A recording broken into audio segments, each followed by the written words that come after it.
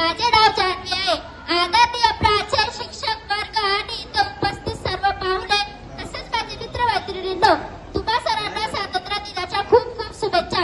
आज देशाचा 78वा स्वातंत्र्य दिन साजरा करण्यासाठी आपण या ठिकाणी जमलो आहोत.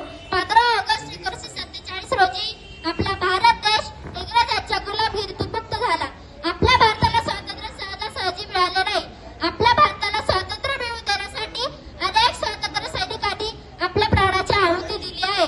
महात्मा गांधी, लोकमान्य टिळक, सुभाषचंद्र बोस, मंगल पांडे, राजगुरू, सुखदेव अशा अनेक महान स्वातंत्र्यवीरांनी स्वातंत्र्यासाठी आपले प्राणच लावले.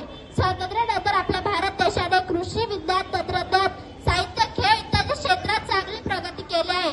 आपला